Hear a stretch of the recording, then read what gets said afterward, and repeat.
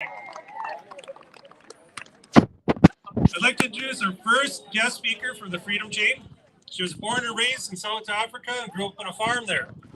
She started her 29-year career in nursing in 1981. She qualified herself as an intensive care nurse and a neonatal intensive care nurse, and later as a nurse practitioner. She furthered her education by taking managerial and labor relations courses at the University of Pretoria in South Africa. She was appointed as the unit manager of ER units and a nurse manager of a large hospital. She immigrated to Canada with her husband Flip in 2012. Together they gained their Canadian citizenship in 2017. They currently farm near a small town in northern Saskatchewan. Please join me in welcoming Ms. Elsa Ehlers and her husband Flip.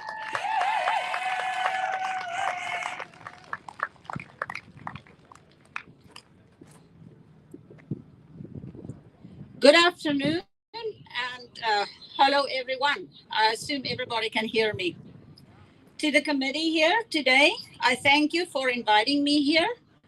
And to you, my fellow Canadians, I would like to thank you for being here and thank you that you are also concerned about our country.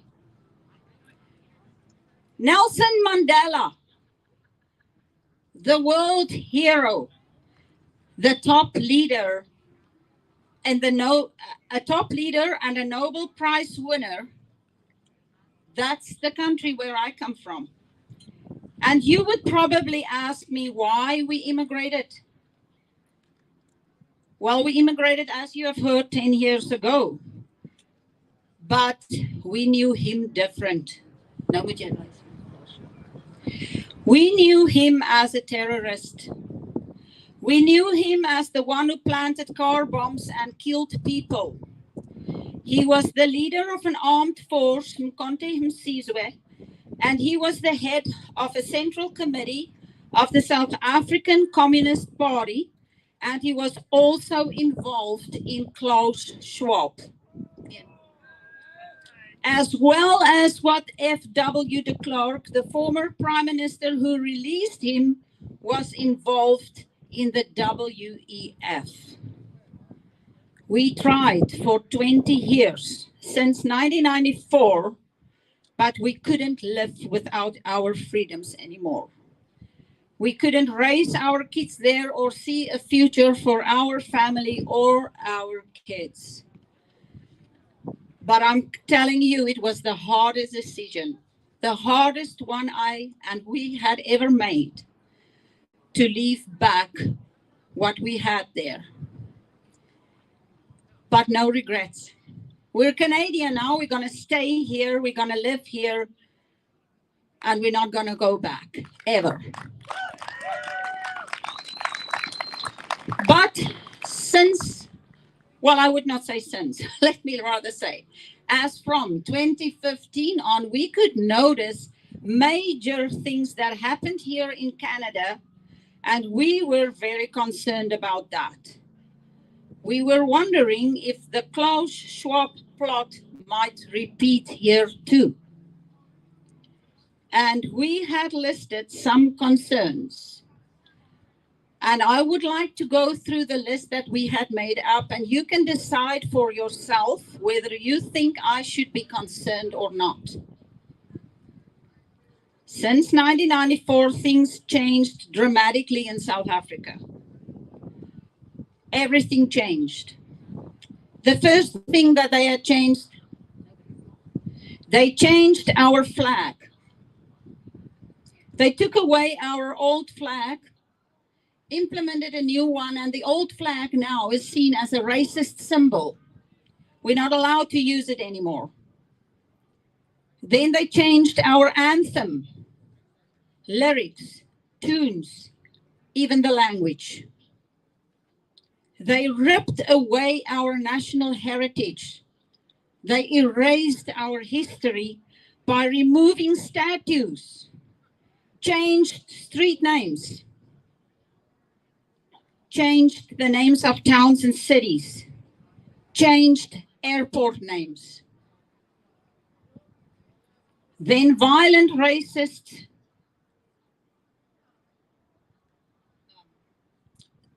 protest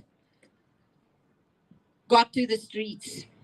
Every day, hateful, racist songs were sang by Malema and all the others. They sang, "Kill the boer, kill the farmer." Black empowerment was implemented and enforced into each of the workplaces. And thousands of people lost their jobs due to this. Borders were opened. Illegal immigrants flooded the country. And although I was an immigrant too a few years ago, a country should protect their borders. And they should see to it that immigrants accept the values and the morals and the culture of Canadians and not take money from this country out of this country. Laws changed. They took away the death penalty. And you can just imagine a society without law and order. Injustice happened and unlawful arrests were made. Transgender views were forced onto churches and schools and workplaces. The crime rate increased every day. Drugs got legalized, and drug-related incidents and overdoses raised and hit the roof, actually. The police and the military force were defunded, of course, and replaced by Mandela's armed force. And there were no more trust in any of the forces. And so many loyal policemen and loyal force members just left the forces. Then farmers became a target. That may be the main reason why we are here now. Farm murders took off, brutal farm killings. And you can go Google now on the internet and see for yourself what it entitles. Go on farm murders in South Africa. Just pay attention that the mainstream media might have put wrong statistics there. And therefore the farmers had erected the White Cross Monument, where they had put up a white cross for each farmer that got murdered. And also they had erected a wall of remembrance with names on. And you can watch the photos later, or you can go Google it.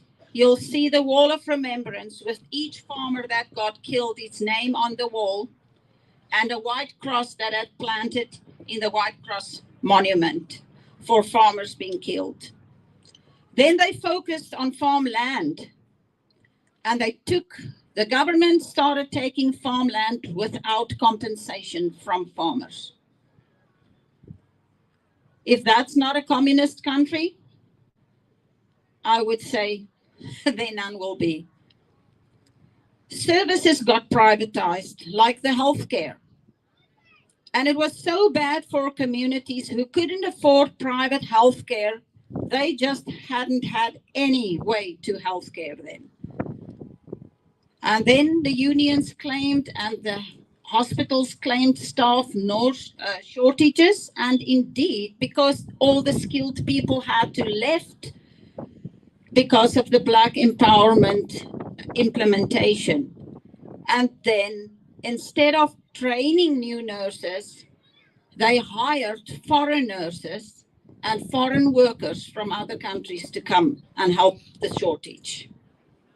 The professional sports became a joke because there was no more competition. The athletes with talent had to leave because they forced quota systems in where a certain amount of the players and the coaches has to be Black. Gun control. They unarmed us as a nation. We had to go and hand in all our weapons at police stations. Taxes, the inflation rate, gas prices hit the roof. Poverty increased so much that you could see beggars on the streets, homeless people on the streets every day standing by traffic lights with their hands out, begging for money or for something to eat. Squatter camps popped up. It never happened in South Africa. The unemployment rate skyrocketed because of scandals and a corrupt government. You can go Google the Gupta scandal. You will see what the government had involved in that. It ended up in so much overspending and closing down of mines, coal mines, and companies. And then the workers' class lost their jobs. Most of the workers' class people had to leave. And the country now actually without any skilled workers' class people. And the infrastructure also collapsed. You can hardly travel on a decent road there. The aviation wants to be the pride of South Africa had been sold to other people, Chinese and foreigners. I can go on, but I want to take you back to 1992, 2 years before we ended up to be under the ANC government. A desperate nation took off and a movement that arranged a farmers' convoy to the capital city of our country, Pretoria. It was a well-arranged protest, peaceful. The farmers wanted dialogue with government. They wanted to talk to government. What happened?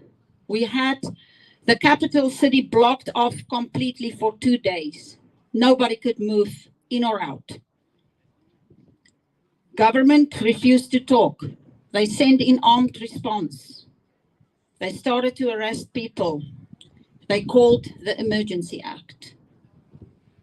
And the farmers had to retract to prevent their people from getting injured.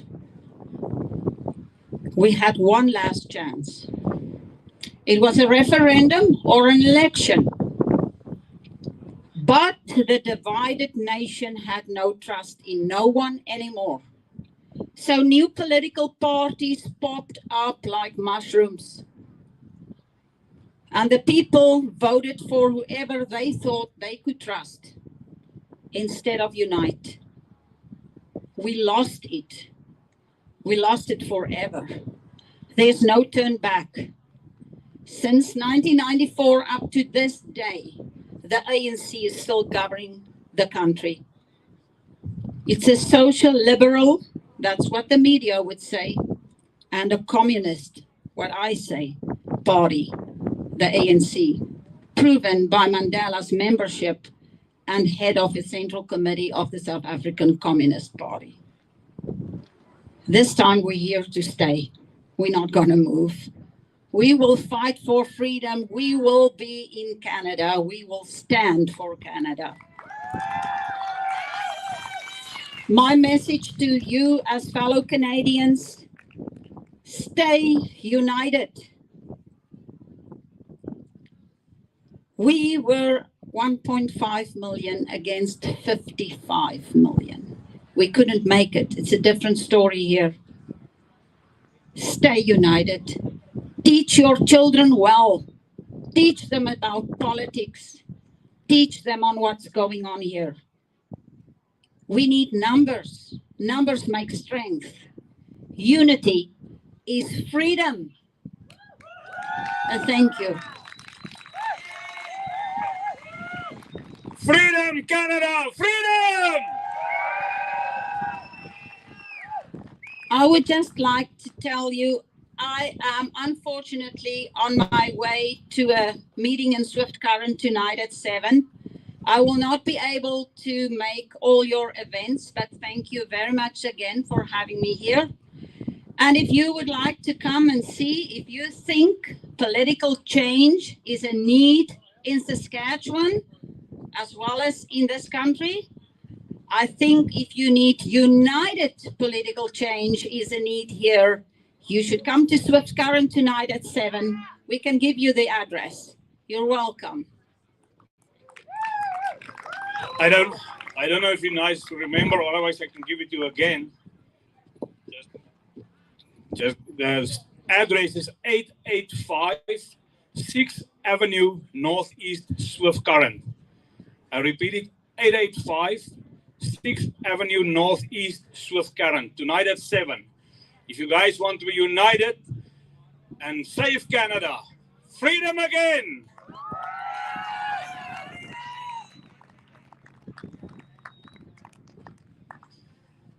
Thank you, Elsa and Flip Ehlers.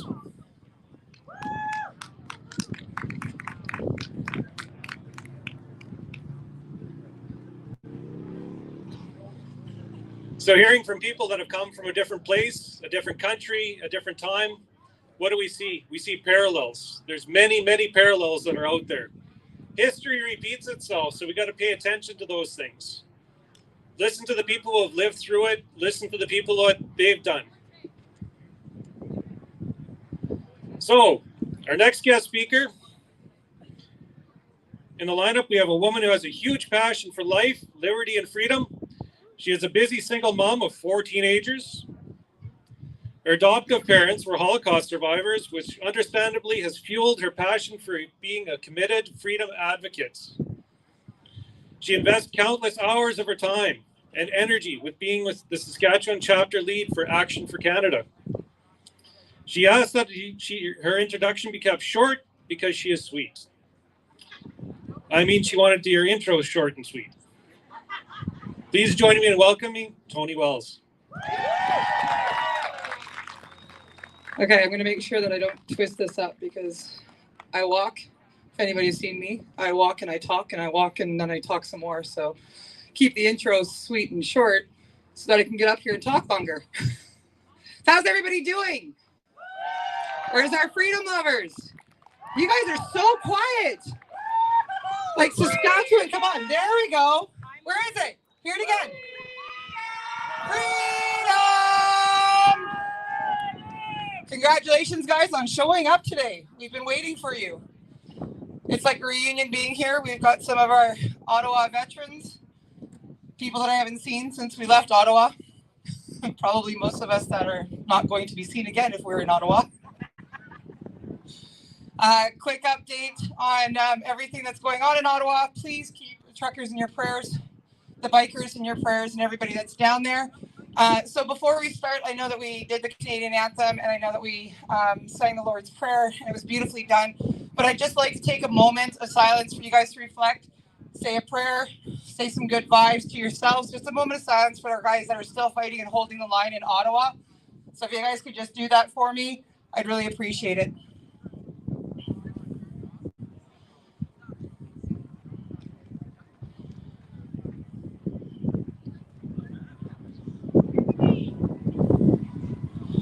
So while those guys are down there, I am the Saskatchewan lead for Action for Canada. I know a lot of you are asking, what is Action for Canada doing lately? Everything seems to be quiet.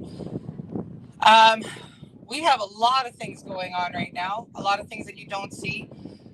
We are getting ready to lay criminal charges, and I know that we keep saying that, but what you have to understand is that when you're doing this on your own, it is very, very extensive work to build up an evidence package strong enough to make sure that the corrupt judges have no choice but to go forward with it. So these charges are coming. We're waiting for transcription services to get done. It is a pricey little thing that we have to do, so the judge will accept it. We have 3 coming out of Regina. We've had 3 laid in BC, 2 laid in Ottawa and accepted.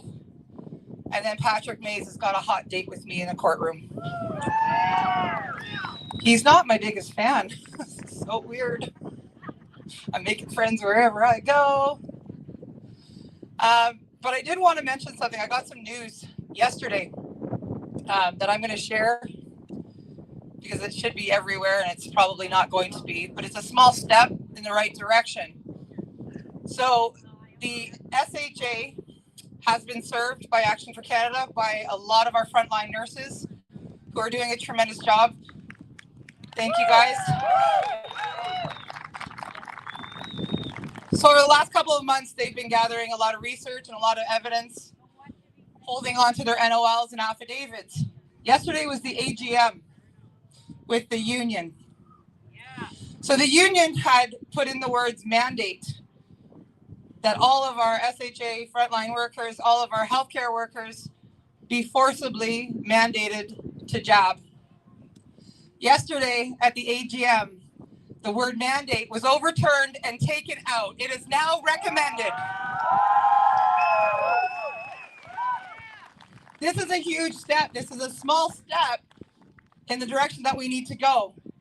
But to have the word mandate taken out and the recommendation put back in, because in Canada it is still illegal to force a vaccine on any Canadian citizen.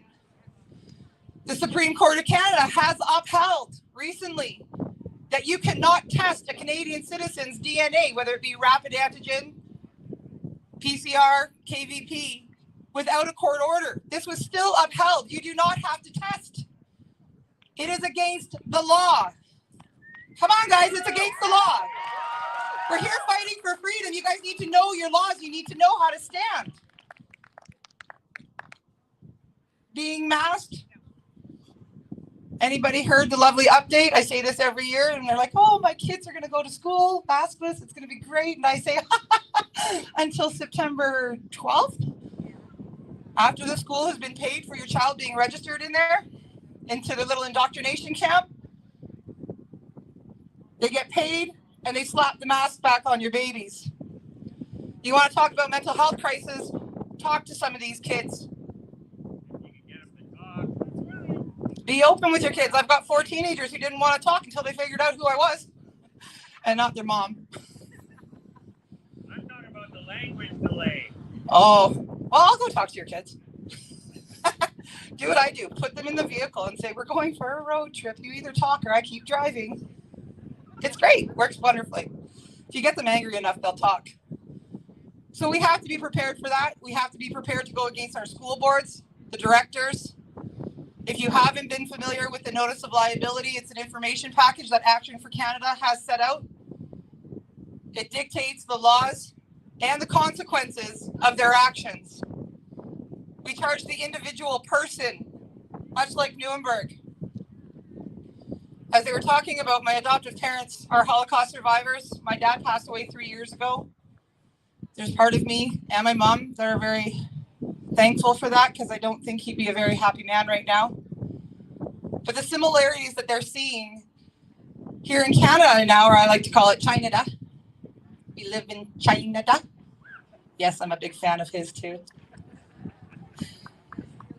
But the similarities that they're seeing, my mom is having PTSD again. She's reliving her life in the Holocaust. She's reliving the concentration camps. She's reliving the simple, one at a time, small steps that took Hitler into power.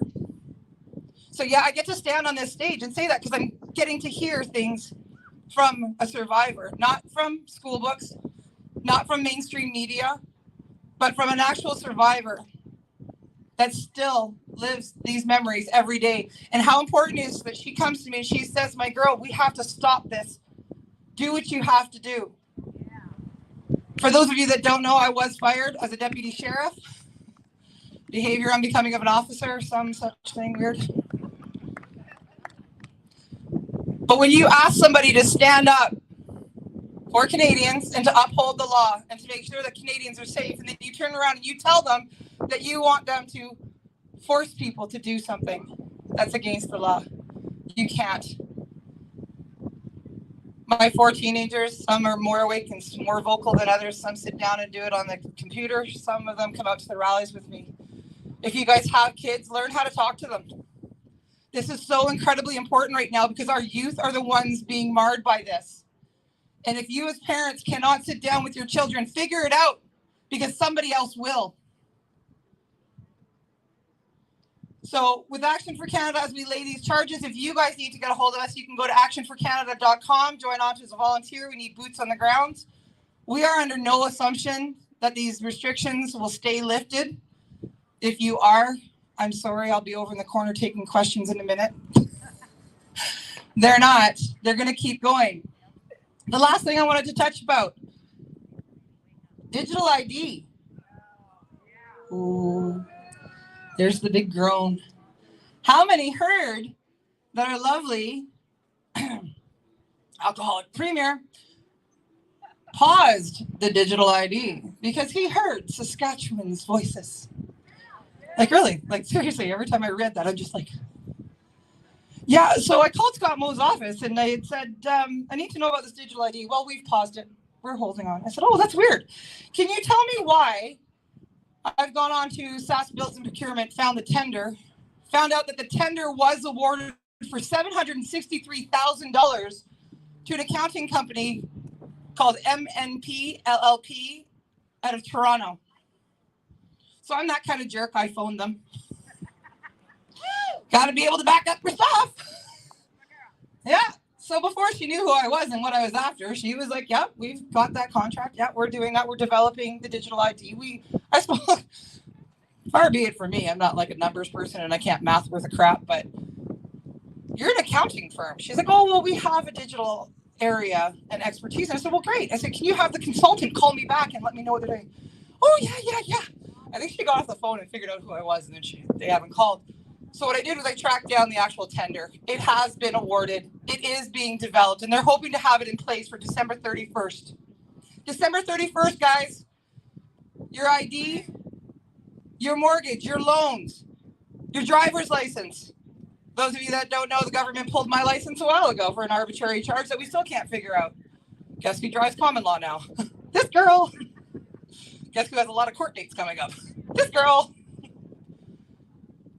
We have to be ready for it. The fight is not over. So by coming out to these events, getting in touch with some of our speakers, connecting with everybody, please continue it. Talk to your neighbors. But I always say this, talk in love. Understand that not everybody's going to be where you're at this exact moment, but meet them where they're at. There's a lot of misconceptions. You guys know how to change those. And by coming out today, that's how we change people's perception of us and what's going on, and how we teach people how to love each other, and how we learn to fight for our freedom, because we do not live in Canada. Thank you so much, guys. I appreciate all you guys coming out. Hopefully it doesn't rain on you, Mark. Love you. He's waterproof. I'm not. Anyway, take care, guys. God bless.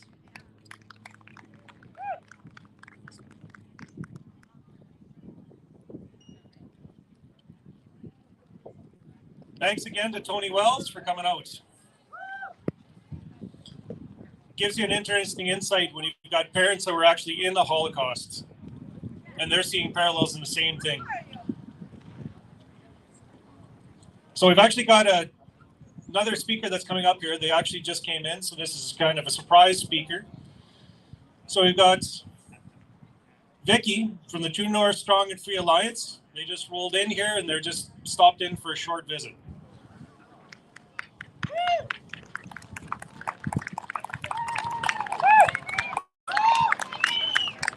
Hi Saskatchewan!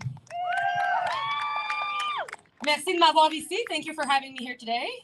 I'm very far from home. I'm from Quebec. Just want to introduce myself quickly, just so you know who I am and why I'm talking to you today, like who's this girl coming and why she's here. I'm from Quebec. As you maybe know or not know, Quebec is pretty bad. So I want to give you a quick update on that. C-15 bill has passed in Quebec, which basically gives state ownership over people's kids. You got to know that. It's happening in Quebec. It can happen to you. So know that there's this reality that's starting to take place in Quebec. There are also some school districts that are imposing a QR code to kids now to go onto scholar buses. For what reason? Well, they're telling you is to make sure you know your kid is on the bus, which if he's not, you're going to know anyways, right? I have traveled for the last 2 months. I left on the 9th of March. I've been crossing Canada to find all of you guys. And what I have discovered with my travel is that wherever I go right now, I find the same people with different faces and different names. Everyone has the same concerns. Everybody has the same message. And what I'm understanding is you guys want to be heard. You have questions. You want answers. from coast to coast so far. That's what I'm understanding. But the real reason I'm here today, and the reason I stopped, is to ask you a question. How did the government did what he's done in Ottawa when the Emergency Act was enacted? How did they get these powers? And how did they act upon the people and freeze bank account? Well, it never really got through Parliament, well, it did go through Parliament, but it was not enacted through the Senate. I want you to know, Canadians, you were conned and lied to.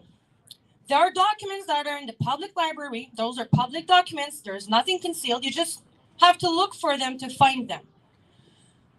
The government has had powers issued by the Governor Generals through 3 proclamations. The Emergency Act was never enacted. The Parliament was used as a theater to distract you and make you believe they were going through democratic processes when they didn't. They overpassed it. So there's 3 documents, 3 proclamations that were enacted, 2 were taken down, 1 is still in action, which is basically, and if you want to talk to me afterwards, I'll give you the tools to access these documents. They're not mine. They're your documents. You can access them wherever you want. But the scary thing is, how did Chris Barber, for example, which his bank accounts are still frozen. Why is his bank account still frozen? It's because this proclamation is still on and it's still enacted today. You got to start wondering, what is the next step now? Knowing this, that the government is using the Governor General to make their laws and rules. I have rested my Canadian flags for now. I have worn them in Ottawa for 3 weeks. I was there for 3 weeks. I was pointed with a fully automatic weapon because I was protesting, which I thought were my rights and freedoms. If you look at the white truck behind, you'll see that I am now flying a white flag. Will you allow me, Saskatchewan, to be your voice? And I'm not surrounded. This is not surrender. You need to understand what the white flag is. White flag means that we want to talk, right? Peace and talk. I have serious questions to ask Governor General now. We have serious questions to ask her. She needs to answer to why she has granted the actual government these extraordinary powers. Why was that done? Those 3 proclamations are yours to read. I'll give you the accesses. But you need to get this word out. That is what happened. This is what that's what our government in this country has come to. This is what dictatorship is. If you support me us, because I'm not alone in this, if you support us going forward, I'm going in Ottawa, and I want to carry your voice and your questions. And we want to address the Governor General directly and ask her, why have you betrayed Canadians? Why have you not exerted your power how you were supposed to? And if you do support this initiative, what I'm asking you is just to rest your Canadian flag for now. I don't want you to do anything else than rest it. Put it to rest and rise a white flag for parler if you do support this. So there was my basic, I just wanted to do a quick appearance. I just wanted to come as the first time that I'm speaking this information out loud to people. It's very serious matters, all right? Understand how the Governor General has absolute power in Canada. She can overthrow any legal battle on court orders. If you win a legal battle and she says, well, you know what, I'm overthrowing it, she can. This was legal. It's absolute power. So I will always be near my truck. You can come and talk to me, or actually us, we're more than one at this stage. But thank you for listening in this rain. You have a beautiful province, by the way, and I'm very, very honored that I got the chance for the last 2 months to travel within all of you guys. So thank you, and have a good day.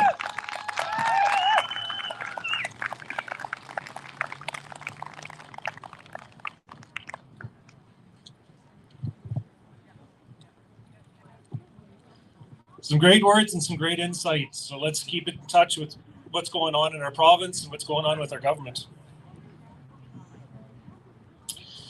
Our next guest speaker, better known as a Freedom Convoy accountant. He's a professional accountant, experienced in finance and business consulting. He's also a long-time human rights and anti-corruption advocate, along with his wife, Tricia, which you guys know from earlier. She sang the our Lord's Prayer. They started homeschooling their 12 children almost 20 years ago due to the government's desire to indoctrinate children. They believe that strong family and friends are the bedrock of society, which can never be replaced by a social credit system based on safety for the greater good. They believe that there is no greater good than God, and the bonds forged between spouses, mothers, fathers, sons, daughters, grandparents, aunts, uncles, and friends can never be replaced by reliance on your governments. Let's give a round of applause for Mr. Chad Eros.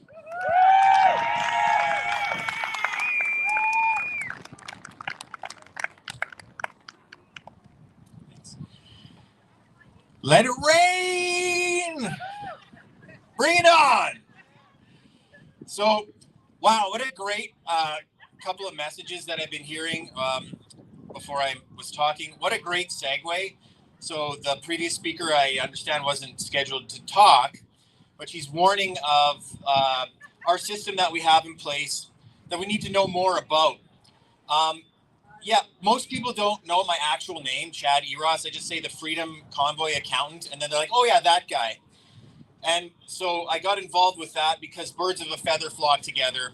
You're going to eventually be doing stuff to protect your family, protect your family's freedoms, your autonomy, and not wanting authorities and the government to separate you and your loved ones from each other.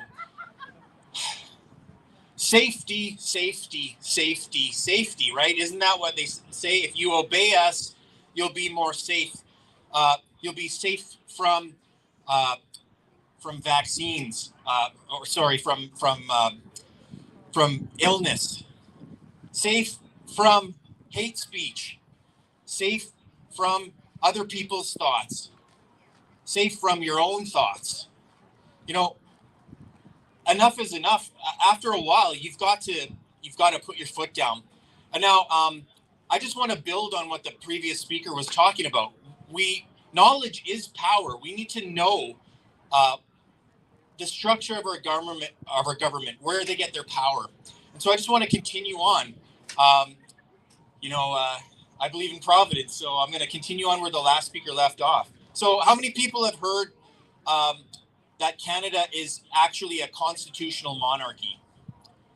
You heard that phrase before? Okay. You've probably been taught that this doesn't mean anything. It's just symbolic. It doesn't mean anything anymore. Well, let's keep going on. So our government's made up of three sections: the upper house, which is the Senate, the lower house, which is the legislature, and the crown. So we heard about the crown before, how they can overrule any decision made in Canada.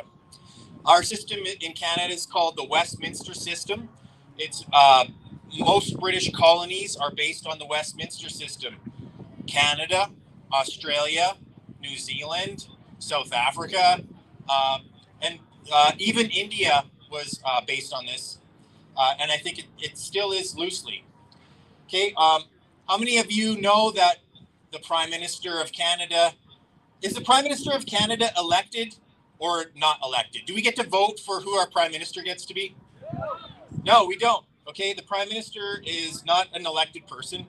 He forms government, maintains leadership through the confidence of Parliament. We vote for people to go to Ottawa to form a government for us. We don't actually vote for who actually makes the decisions in the government. And now it's going to hail. Hail! That's right. Yeah, hail. Let's not hail Trudeau. If it gets too bad, I'm going to ask you guys to go to your vehicles for safety. We can pick it up later. Did you guys know where the word state comes from? A state is an autonomous group of people. The Greek Empire created the state, and the clouds created the hail. Do you guys want to take a break and let's go to our vehicles? We'll come back. Let's go. Everybody get in your vehicles. We'll come back. We'll let this hail for 10 or so minutes, and we'll be back.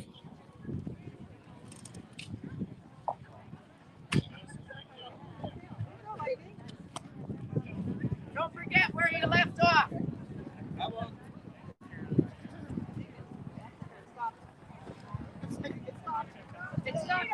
Stop, Jack. Get back on there. What are you doing? Huh? What are you doing? It stopped. Oh, we'll let it pass. It's I said 10 Saskatchewan. It'll minutes. be sunny in like 5 minutes. Then it'll go back to snowing. I'm sick of clouds. Gray skies.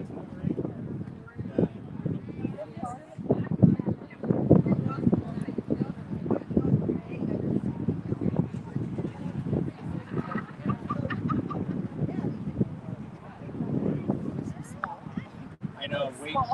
Wait 5. Yeah, she said 5 minutes. Wait 5 minutes. Yeah. Powerful.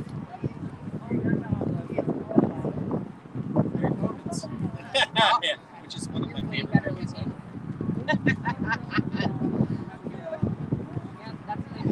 Actually Fit Footwear, bracing services, and exercise therapy. Google OrthoQuest to move well, be well.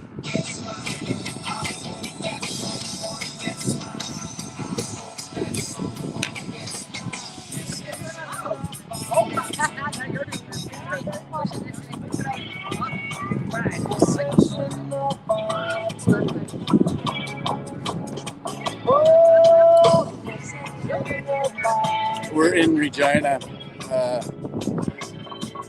We wanted to take a little break to avoid that.